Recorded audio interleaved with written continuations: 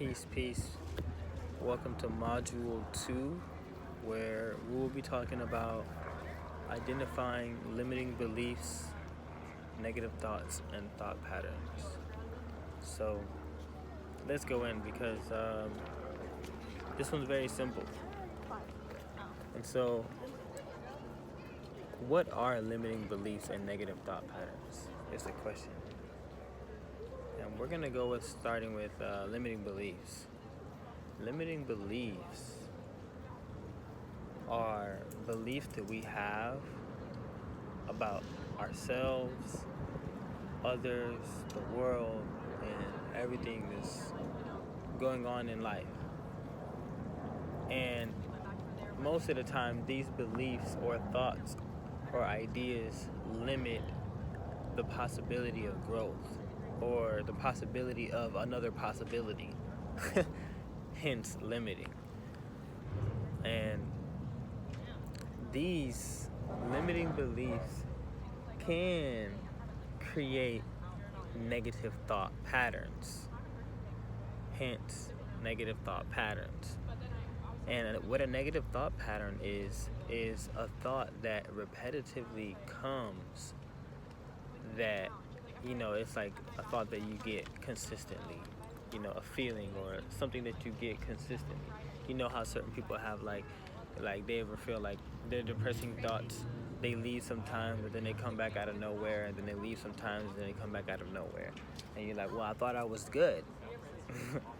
And it's just a pattern. So it's like there's still a belief somewhere that is allowing that pattern to still play out.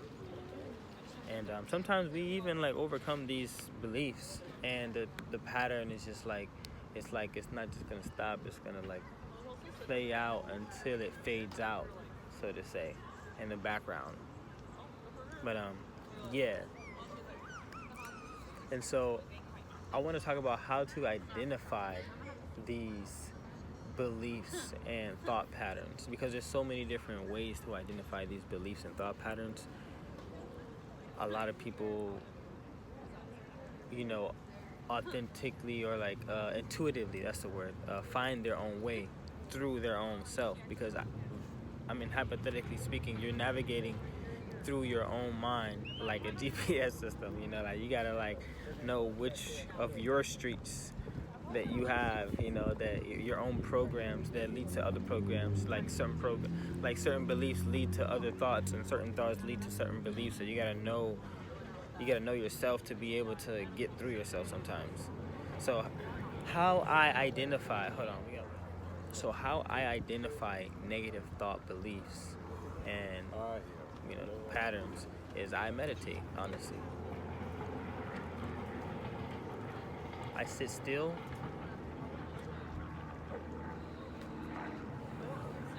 After sitting still enough, something will come up, a thought, a belief, our idea to act a certain way, or maybe your mind is sending you a signal, hey, you should get up and go do this, or whatever, something's gonna pop up. But with the intention to identify that something that pops up, you begin to put more light on what it is your identity believes. And you begin to see that you have these identities, different types of identities. Another way is to ask yourself questions, prompt yourself like an AI. You can literally go into your room by yourself, close your eyes, maybe play some music that you like, light a candle, get intimate with yourself, and feeling good, and ask yourself, what is it that I feel like I need to grow from today? And after that, just sit with it. Focus on how your body feels. Focus on how you feel. Focus on just be aware of yourself. My partner said a beautiful way of how she becomes aware of her limiting beliefs and negative thought patterns, and that was really studying yourself.